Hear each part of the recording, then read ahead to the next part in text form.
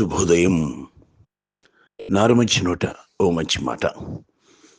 ఈ శీర్షికన ఈ రోజున అధికస్య ఫలం మాఘం. అవునండి, మాఘానం అధికస్య ఫలం. ఎలా చెప్పుకున్నా మాఘమాసం గురించి చెప్పుకోవాలి. మాఘమాసం శుభకార్యాలకు శ్రీకారం. మాఘమాసం ఆధ్యాత్మికంగా మనం ఎదగటానికి, మనం ఒదిగి ఉండటానికి మాఘమాసం అంత పరమ పవిత్రమైనటువంటి మాఘమాసం, కార్తీక మాసం, మాఘమాసం, ఇవన్నీ కూడా చాలా చాలా పరమ పవిత్రమైన మాసాలు మనకు ఉన్నటువంటివి.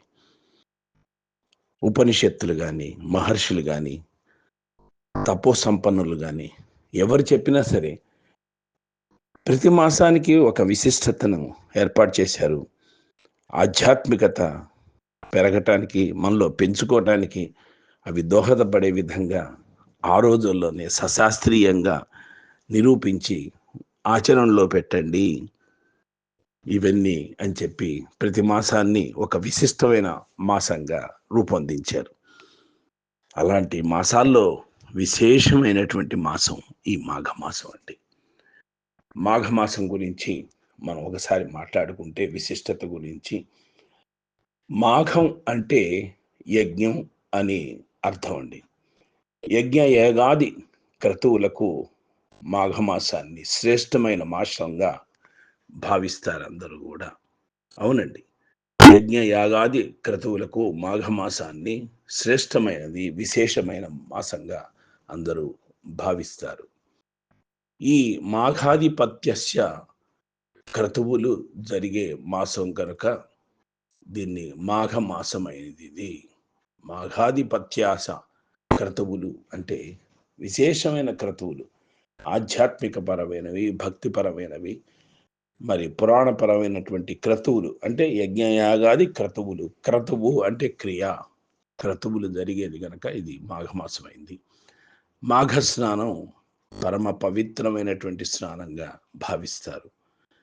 నదీ నదాలు, ముఖ్యంగా కృష్ణా నది, గోదావరి నది, తుంగభద్ర, ఇలా పవిత్రమైన నదులు ప్రవహించే చోట ఈ ప్రతినిత్యం ఉదయాన్నే వేకువజామునే వెళ్ళి మాఘ స్నానాలు చేయటం ఇదివరకు సదాచార సంపన్నులు చేసేవారు ఆచారపరంగా.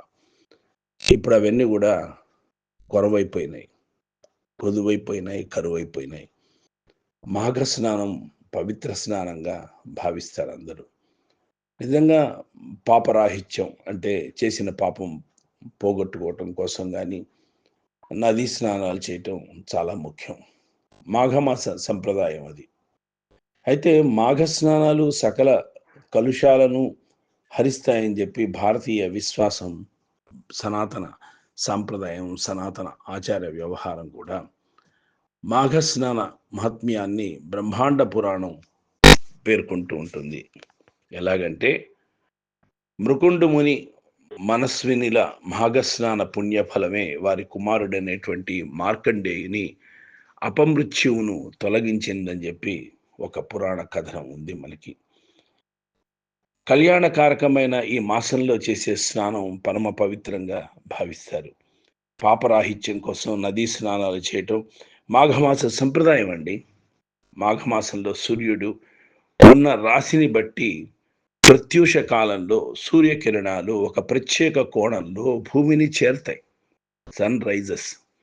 ఆ సమయంలో సూర్యకిరణాల్లో ఉండేటువంటి అతి నీల లోహిత పరారుణ కిరణాలు, మరి ఆ సమయంలో సూర్యకిరణాల్లో ఉండేటువంటి అతి నీల లోహిత పరారుణ కిరణాల సాంద్రతల్లో మార్పులు వస్తాయి, చేంజెస్ వస్తాయి. ఆధునిక శాస్త్రవేత్తలు సైతం జనవరి 20 నుంచి మార్చి 30 వరకు సూర్యోదయానికి ముందు చేసే స్నానాలు చాలా ఆరోగ్యవంతమైనవని, వేగంగా ప్రవహించే నీళ్లలో చేసే స్నానాలు మరింత శ్రేష్టమని, ఆరోగ్యప్రదమని చెప్పి పేర్కొన్నారు. మన సైన్స్ కూడా వివరిస్తుంది ఈ విషయాన్ని, ఆధునిక శాస్త్రం. అయితే ఈ స్నానాలకు అధిష్టాన దైవం సూర్య భగవానుడు. స్నానానంతరం సూర్యునికి ఆర్ఘ్యం సమర్పించడం ఒక ఆచారం. అర్ఘ్యం అంటే 2 చేతుల్లో దోసిలిగా పట్టుకొని అందులో నీళ్లు పెట్టుకొని అలా ఆ నీళ్లలో వదిలేయటం. భాస్కరాయ నమః, ఓం భాస్కరం అంటూ సూర్యుడిని స్మరించుకుంటూ. మాఘమాసంలో సూర్యోదయానికి పూర్వం గృహస్నానంతోనైనా సరే 6 సంవత్సరాల, మరి నిజంగా చెప్పాలంటే 6 సంవత్సరాల ఘర్షణ స్నాన ఫలం లభిస్తుందంటారు. మనం ఇంట్లో అయినా సరే మీరు నది దాకా వెళ్ళక్కర్లేదు. మీ ఇంట్లో నదీ తీరం లేదు మీ ఊళ్ళో, లేకపోతే చాలా దూరం, బద్ధకం, ఇంట్లో చేయండి. పొద్దున్నే లేచి తెల్లవారుజామున చక్కగా చన్నీటి స్నానం చేయండి. చేస్తే గనక అఘమార్చన స్నానఫలం లభిస్తుందంట దానికి. 6 సంవత్సరాల అఘమార్చన స్నానఫలం. మరి బావి నీటి స్నానం 12 ఏళ్ల పుణ్యఫలాన్ని, తటాక స్నానం ద్విగుణం, నదీ స్నానం చాతుర్గుణం, మహానది స్నానం శతగుణం, గంగా స్నానం సహస్రగుణం, త్రివేణి సంగమ స్నానం నదీ శతగుణ ఫలాన్ని ఇస్తాయని చెప్పి పురాణ వచనం. మరి మాఘ స్నానంలో దివ్య తీర్థాలను స్మరించి పాప వినాశనం కోరుతూ స్నానం చేయటం ఒక సంప్రదాయం. స్నాన సమయంలో ప్రయాగను స్మరిస్తే ఉత్తమ ఫలం లభిస్తుందని ప్రగాఢ విశ్వాసం. మాఘ పూర్ణిమను మాఘం అంటారు. మాఘ పూర్ణిమను మహామాఘం అంటారు. ఇది ఉత్కృష్టమైనటువంటి పూర్ణిమ. స్నాన దాన జపాలకు అనుకూలం. ఈ రోజున సముద్ర స్నానం మహిమాన్విత ఫలదాయకం అంటారు. అవునండి, మహామాఘం. మరి మాఘమాసం మహిమ గురించి మనం మాట్లాడుకుంటే గనక, అఘము అనే పదానికి సంస్కృతంలో పాపము అనే అర్థం అండి. మాఘము అంటే పాపాలను నశింపచేసేది అనే అర్థాన్ని పండితులు చెప్తూ ఉంటారు. అందుకే మనకున్న మాసాలలో మాఘమాసం విశిష్టతను సంతరించుకొని ఉంది. ఇది మాధవ ప్రీతికరం. అలాగే స్థూలార్థంలో మాధవుడంటే భగవంతుడు అని అర్థం అండి. శివుడైనా విష్ణువైనా ఎవరైనా కావచ్చు. ఈ మాసంలో గణపతి, సూర్య తదితర దేవతల పూజలు, వ్రతాలు కూడా జరుగుతూ ఉంటాయి విశేషంగా. మాఘ విశిష్టతల గురించి, ఈ మాసంలో ముఖ్యంగా సూర్యుడు మకర రాశిలోకి ప్రవేశించినప్పటి ఉదయకాలపు స్నానాలు చేయటం ఒక వ్రతంలా ఉంది. మాఘంలో ఎవరికి వారు వీలున్నంతలో నది, చెరువు, మడుగు, కొలను, బావి, చివరకు చిన్న నీటి పాయలో అయినా సరే, చిన్న నీటి పడియలో అయినా సరే స్నానం చేస్తే ప్రయాగలో స్నానం చేసినంత పుణ్యఫలం లభిస్తుందండి మనకి. చలికి భయపడక ఉదయాన్నే నదీ స్నానం చేయటం సర్వోత్తమం. లేదంటారా, ఇంట్లోనే స్నానం చేయండి. ఇంకా మన చాగంటి వారు చెప్పినట్టుగా వేడి నీళ్ళతో స్నానం చేయండి. మీకు చన్నీళ్ళు పడకపోతే జలుబు చేస్తుంది అనుకున్నా, వేడి నీళ్ళ స్నానం చేస్తూ ఆ పరమేశ్వరుణ్ణి స్మరించండి, మాఘమాసాన్ని స్మరించుకోండి. ఇంకా ఇంతకన్నా ఏముంది, తెల్లవారుజామున లేచి చేయండి స్నానం చేసేది ఏదైనా సరే. అలాగే తిథుల గురించి మనం మాట్లాడుకోవాలంటే, ఈ మాసంలో ఉదయాన్నే దీపారాధన, నువ్వులతో హోమం, అలాగే నువ్వులు దానం చేయటం, నువ్వుల భక్షణం లాంటివి ముఖ్యమైనవి. మాఘమాసంలో శుద్ధ విధియ నాడు బెల్లం, ఉప్పు దానం చేయాలి తప్పనిసరిగా. అలా చేయటం వల్ల సంసార బాధలు, ఈతి బాధలు, లేకపోతే విభేదాలు, కలహాలు అవన్నీ కూడా మటుమాయమైపోతూ ఉంటాయి. ముఖ్యంగా మాఘమాసంలో శుద్ధ విధియ నాడు బెల్లం, ఉప్పు దానం చేయాలి. 2 శుద్ధ విధియ, 3 శుద్ధ చవితి, శుద్ధ పంచమి, శుద్ధ షష్ఠి, శుద్ధ సప్తమి, అష్టమి, నవమి, ఏకాదశి, ద్వాదశి, త్రయోదశి, మాఘ పూర్ణిమ, కృష్ణ పాడ్యమి, కృష్ణ సప్తమి, కృష్ణ ఏకాదశి, కృష్ణ ద్వాదశి, కృష్ణ చతుర్దశి, కృష్ణ అమావాస్య, ఇలా మాఘమాసంలో ఎన్నెన్నో వ్రతాలు, పర్వదినాలు వివిధ దేవతలను ఉద్దేశించి జరుపుకోవటం మనకు కనిపిస్తూ ఉంటుంది. అందుకనే మాసానికి తొలినాళ్ల నుండి అంత విశిష్టత ఉంది ఈ మాఘమాసానికి. ఈ మాఘమాసంలో వచ్చేటువంటి ముఖ్యమైన తిథి శుక్లపక్ష చవితి అండి. దీన్ని తిల చతుర్థి అని కూడా అంటూ ఉంటారు. దీన్నే కుంద చతుర్థి అని కూడా అంటారు. నువ్వులను తింటారు. ఈ ఈ రోజున శుక్లపక్ష చవితి రోజున నువ్వులను తినాలి. నువ్వులతో లడ్డూ చేసి అందరికీ పంచిపెడతారు. ఈ రోజున ఢూండి రాజును ఉద్దేశించి మరి నక్తవ్రతము పూజ చేస్తారు. ఢూండి రాజును ఢూండిని ఈ విధంగా పూజించడం వలన దేవతల చేత సైతం పూజలు అందుకుంటారని చెప్పి కాశీఖండంలో మనకి తెలియజేయబడింది. కుంద చతుర్థి నాడు కుంద పుష్పాలతో పరమేశ్వరుని అర్చించి రాత్రి జాగరణ చేసేవారు వారి సకలైశ్వర్యాలను పొందుతారని కాల దర్శనంలో మనకి చెప్పబడింది. గ్రంథం కాలదర్శనం అంటే. అయితే సాయంకాలం చతుర్థి ఉంటే ఉత్తమం అని చెప్పి ఈ సందర్భంలో తెలుసుకోవాలి. మాఘమాసంలో ప్రాతకాలంలో చేసే స్నాన జప తపములు చాలా ఉత్తమమైనవి. ఈ మాసంలో స్నానం చేసేటప్పుడు దుఃఖ దారిద్ర్య నాశాయ శ్రీ విష్ణు తోషణాయ చ ప్రాతస్నానం కరోమ్య మాఘ పాప వినాశనం అని చేసిన తర్వాత పవిత్రే ప్రసవిత్రే చ పరంధామ జలే మమ తత్వే జప పరిభ్రష్టం మరి పాపం యతు సప్రద అని చదవాలి. సూర్య భగవానుడికి ఆర్ఘ్యం ఇవ్వాలి. ఈ మాసాన్ని కుంభమాసం అని కూడా అంటూ ఉంటారు. కొంతమంది ఈ నెలనాళ్ళు ముల్లంగి దుంపను తినరు. ఈ మాసంలో మరి నిజంగా చెప్పాలంటే నువ్వులను పంచదారను కలిపి తినాలి. ఈ రెండు తింటే బాగుంటుంది. నువ్వులను దానం ఇవ్వాలి. రాగి పాత్రలో గోధుమ రంగుగా ఉన్న నువ్వులను పాత్రతో సహా దానమిస్తే చాలా మంచిది. ఈ మాఘమాసంలో మరణించిన వారికి అమృత తత్వం సిద్ధిస్తుంది. మాఘశుద్ధ పంచమిని శ్రీ పంచమి అంటారు. ఈ పంచమి నాడే సరస్వతీదేవి జన్మించిందట. మరి ఆనాడు ప్రతి మన్మథుల మల్లెపూలతో పూజిస్తారు. ఇటీవలే మనం వసంత పంచమి శ్రీ పంచమి చేసుకున్నాం ఘనవైభవంగా 2 రోజుల క్రితమే. మరి ఉత్తర భారతంలో విష్ణుమూర్తిని సరస్వతీదేవిని కూడా పూజిస్తారు. ఈ మాఘమాసంలో బ్రహ్మదేవుడు సృష్టి చేయగా చరాచర ప్రపంచం శ్మశాన నిశ్శబ్దతతో ఉందట. ఆవేదనతో తన కమండలంలో నీటిని ప్రపంచంపై చిలకరించగా చెట్లపై ఆ నీటి బిందువులు పడి ఒక శక్తి ఉద్భవించిందట. 2 చేతులతో వీణను వాయిస్తూ మరో 2 చేతులతో మాలను ధరించి సమగ్ర రూపిణిగా దర్శనమిచ్చిందట అమ్మవారు. ఆ వగీశ్వరి వీణా వాదనం ద్వారా ప్రపంచంలోని స్తబ్దతను ఉదాసీనతను తొలగించి విద్యా బుద్ధులకు అధిష్ఠిదాత్రి అయింది. అధిష్టాత్రి ఆ దేవి అప్పటి నుండి శ్రీ పంచమి రోజున సరస్వతిని పూజించడం ఆనవాయితీగా వస్తూనే ఉన్నది ఆ రోజు నుంచి. ఇక మాఘశుద్ధ సప్తమి ఇదే సూర్య సప్తమి అని కూడా పిలువబడుతూ ఉంటుంది. అది రథ సప్తమి నిన్న చేసుకున్నాం మనం. మరి సూర్యగ్రహణ దినం వలె ఇది పరమ పవిత్రమైంది ఈ రథ సప్తమి.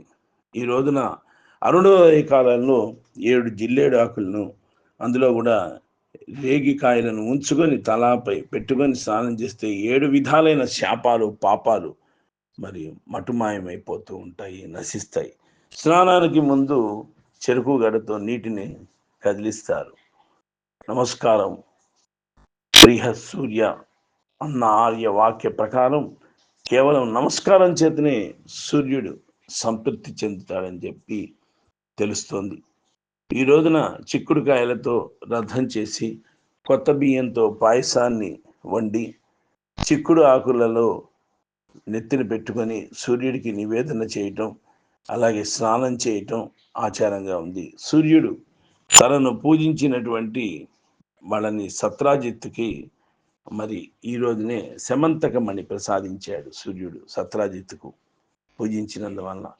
హనుమంతుడికి వ్యాకరణ శాస్త్రాన్ని, యజ్ఞవాల్కునికి యజుర్వేదాన్ని బోధించాడు సూర్యుడు ఈ రోజున. ఆరోగ్యం భాస్కరాదిచ్చేత్ అన్న వాక్యం ప్రకారం ఆరోగ్యం కొరకు ఆదిత్య హృదయం పారాయణం చేయాలండి ఈ రోజున. రథసప్తమి రోజున చేయాలి. నిన్న జరగాలి ఇవన్నీ కూడా. రథసప్తమి నాటి స్నానం నిజంగా చెప్పాలంటే నిన్నటి స్నానం సప్త మహాసప్త ద్వీప వసుంధర కోటి జన్మార్జితం పాహి వినశ్యతి తత్క్షణాత్ అన్నట్లుగా పాప విముక్తి కలిగిస్తుంది.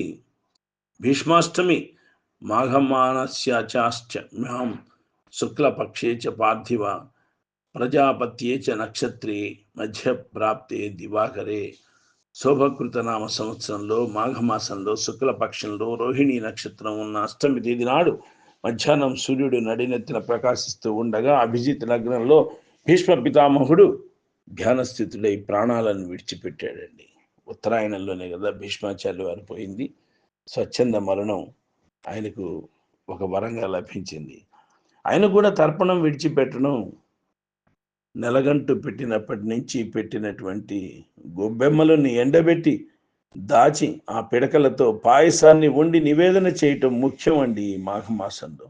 అష్టమి నాడే దైవ సాయుధ్యం పొందిన శ్రీకృష్ణుని సమక్షంలోనే మరి మనం విష్ణు సహస్రనామంతో ఆయనను కీర్తిస్తూ మోక్షం పొందాడు.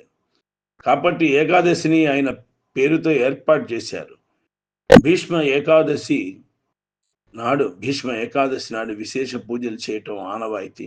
ఇక మాఘమాసంలో వచ్చే ప్రతి ఆదివారాలు మహిమాన్వితాలే మనకి. ఈ విధంగా మాఘమాసం అంతా శివరాత్రి వరకు, మనకు వచ్చే శివరాత్రి వరకు అన్ని పర్వదినాలే. కాబట్టి మాఘమాసాన్ని మనం ఉపయోగించుకుందాం. ఇంతకీ ఒక ముగింపుగా చెప్పుకోదలుచుకుంది ఏంటంటే, నారు మంచి నోట మంచి మాటలో నేను చెప్పదలుచుకుంది ఒకటే. అన్నీ విన్నాం, ఇవన్నీ విన్నాం, ఆచరణలో పెట్టగలమా? పెడతారా? ఒక మాఘానికి సంబంధించి ఒక శ్లోకం చదవగలరా? చన్నీళ్ళ స్నానం చేయగలరా? ప్రతి ఒక్కడికి స్నోఫిల్స్, లేకపోతే ప్రతి ఒక్కడికి ఉబ్బసం, ప్రతి ఒక్కడు బద్ధకిష్టు, ప్రతివాడు 10ంటికి కానీ నిద్ర లేవాడు, ఒక్కొక్కడు 2ంటికి నిద్ర లేస్తాడు. ఓ రోజు అసలు మద్యపానంలోనే మునిగి తేలిపోతూ ఉంటాడు. వాడికి పరమ పవిత్రమైన మాఘమాసమే ఇది, పరమ పవిత్రమైన రథసప్తమి ఇది, పరమ పవిత్రమైన శివుడికి సంబంధించిందే అనేటువంటిది ఏముండదు. ఏదైనా ఆధ్యాత్మికంగా మాట్లాడవయ్యా బాబు అంటే, దేవుడు గుండెల్లోనే ఉన్నాడు అయి, దేవుడు హృదయంలోనే ఉన్నాడు అని ఒక మాటతో కప్పిపుచ్చేవాడు బోల్డ్ మందిని నేను చూశాను. నిజంగా మనం ఎలా తయారయ్యామంటే, నిజం చెప్పాలంటే తేలికపాటి మోక్ష మార్గం కోసం ఆలోచిస్తున్నాం. ఒక చిన్న మంత్రం రోజుకు ఒకసారి పఠిస్తూ ఒక వారం రోజులే చదువుతాం. మేము నెల రోజులు చదవము. నువ్వు ఎన్ని క్రమశిక్షణలు, ఎన్ని క్రమ పద్ధతులు, ఉపవాసాలు 40 రోజులు చేయమంటే, మండల దీక్షలు చేయమంటే మా వల్ల కాదు. మాకు వెంటనే డబ్బు వచ్చేయాలి, తక్షణమే కావాలి. నెలలో ఒక అమావాస్య రోజునే వెళ్ళి మేము ఎవరైనా సరే మేము అమ్మవారిని చూసి వస్తాము, లేకపోతే దేవతను చూసి వస్తాము అని చెప్పి ఇట్లాంటి వాళ్ళందరూ కూడా అమావాస్య పౌర్ణమి ఆ 2 రోజులే కార్లలో వచ్చేసేసి ఆ దేవతల్ని, మన అమ్మవారి దేవతలు ఉన్నారు కదా, ఉపదేవతలు, పరిచారికలు, వాళ్ళందరినీ కూడా ప్రత్యంగిరి ఆ మాత, ఇలా మాతలు ఉన్నారే, వాళ్ళందరినీ దర్శనం చేసుకోవడానికి ఆ 2 రోజులే వచ్చేస్తారు. మిగతా రోజుల్లో కనబడరు అసలు. వాళ్ళు వాళ్ళ బిజినెస్లు వాళ్ళవి, వాళ్ళ వ్యవహారాలు వాళ్ళవి, వాళ్ళ గోడలు వాళ్ళవి. ఇక ఏంటండి వచ్చేది? ఇక నిష్టగా నియమనిష్టలు లేకుండా, కష్టపడకుండా, దేవుడి మీద నమ్మకం పెట్టుకోకుండా, దేవుడి మీద కాన్సన్ట్రేషన్ చేయకుండా, దేవుడి మీద గురి లేకుండా, దేవుడి మీద లక్ష్యం లేకుండా, చిత్తశుద్ధి లేకుండా నువ్వు పూజలు చేసినా, పునస్కారాలు చేసినా, దండాలు పెట్టినా, నుదిటిన బొట్లు పెట్టుకున్నా, మాట మాటకి ఓం శివాయ ఓం శివాయ అన్న, విష్ణు విష్ణు విష్ణు అన్న, శ్రీమాత్రే నమః అన్న, వేస్ట్. ఏం చెయ్యమండి. అందుకనే ఈ కలియుగంలో, ఈ కల్మష యుగంలో, ఈ కలిక యుగంలో, ఈ కలుషిత వాతావరణంలో ప్రజెంట్ దేవతలు పలకరు. నువ్వు ఏదో ఆర్భాటానికి నిన్ను నిరూపించుకోవడానికి, ప్రూవ్ చేసుకోవడానికి నువ్వు ఎన్నో పూజలు చేస్తుంటే అవన్నీ ఫలించవండి. మనసు పెట్టాలి. నీలో ఒక కన్నప్ప కనబడాలి, నీలో ఒక మార్కండేయుడు కనబడాలి, నీలో ఒక గొప్ప భక్తుడు, దేవుడి మీద మూర్ఖత్వంతో భక్తి గలవాడు కనబడాలి. ఆర్తితో పిలవాలి దేవుణ్ణి. కష్టకాలంలో ఏదో మొక్కులు మొక్కుకుంటేను, దేవుడి బొట్టు పెట్టుకొని ఐసీయూ టెస్ట్లకి, లేకపోతే ఇంకేదైనా టెస్ట్లకి, ఆసుపత్రి టెస్ట్లకి వెళ్తే సరిపోదు. ఇంట్లో దండం పెట్టుకొని నన్ను చూడు చూడు చూడని కొంతమందిని చూస్తాం. రిపోర్ట్‌లు రాంగానే రిపోర్ట్‌లలో ఏమీ లేకపోతే మంచం మీద ఇసిరి పారేస్తారు. రిపోర్ట్‌లకెళ్ళే ముందు, టెస్ట్‌లకెళ్ళే ముందు మాత్రం దేవుడికి మొక్కుకొని ఏమీ లేకుండా చూడు స్వామి నేనొస్తాను, నీ కొండకొస్తాను, అక్కడికొస్తా, ఇక్కడికొస్తా అయిపోయిన తర్వాత థు మంత్రం. ఎవరు పాటించట్లే. కనీసం, కనీసం మనసు పెట్టండి. మీకున్న 24 గంటల్లో మీకున్న బిజీనెస్ టైమ్‌లో ఒక 5 నిమిషాలు దేవుడి మీద మనసు పెట్టి లగ్నం చేసుకొని ప్రార్థించండి ఆర్తితో. అది ఎప్పటికైనా ఫలితానికొస్తుంది. ఒక మంచి చేయండి. రోజుకో మంచి చేయండి. ఒక మనిషికి అన్నం పెట్టండి. ఓ మనిషికి ఓ రూపాయి ఇవ్వండి. ఓ మనిషికి ఏదైనా సహాయం చేయండి. చిన్న సహాయం మీకు తోచినంతలో. గుడ్డి వాళ్ళని రోడ్డు దాటించండి. వృద్ధులకు మంచినీళ్ళు ఇవ్వండి. లేతే ఏదైనా సరే. ఓ మంచి పని ప్రారంభించండి. మీకు శుభ ఫలితాలను ఇవ్వకపోతే అడగండి. ఈ మాఘమాసంలో కనీసం ఈ మాఘమాసంలో ప్రయత్నం చేయండయ్యా! ఎప్పుడు 24 గంటలు బిజీనేనా? తెల్లారి లేస్తే ఇవి పట్టుకొని కూర్చుంటాం సెల్ ఫోన్‌లు. ఆ! రోల్సు, చాటింగులు, చీటింగులు, ఇంకా కావాలంటే వాట్సాప్‌లు ఇవన్నీ మొత్తం చాటింగ్‌లో ఉండి మునిగిపోతాం. ఆన్‌లైన్ ఎవరు చూసినా సరే ఆన్‌లైన్ ఏముండదక్కడ. వీటిలతో రోజులు గడిచిపోతున్నాయి మనకి సెల్ ఫోన్‌తో. ఇంకా టెక్నాలజీ పెరిగి ఇంకేమేమి పెద్దవొచ్చినా దాన్ని చెడు వైపు మలుచుకోవటానికే మనం ప్రయత్నం చేస్తున్నాం మంచి వైపు కన్నా. కాబట్టి ఈ మాఘమాసంలో ఈశ్వరుని తలవండయ్యా! తలవండమ్మా! ఒక 5 నిమిషాలు ఓం నమః శివాయ అనుకోండమ్మా! స్నానం చేయండమ్మా! చాగంటి వారు చెప్పినట్టు మీకు చలికాలం చలి అంటారేమో హాట్ వాటర్ స్నానం చేసి భక్తిగా పూజించండమ్మా! తలకి స్నానం చేయండి. మాఘ సోమవారాలు, మాఘాదివారాలు ఒక్క పూట ఉపవాసం ఉండమ్మా! ఉపవాసం అంటే ఫ్రూట్స్ తినండి మీ ఇష్టం వచ్చినట్టుగా.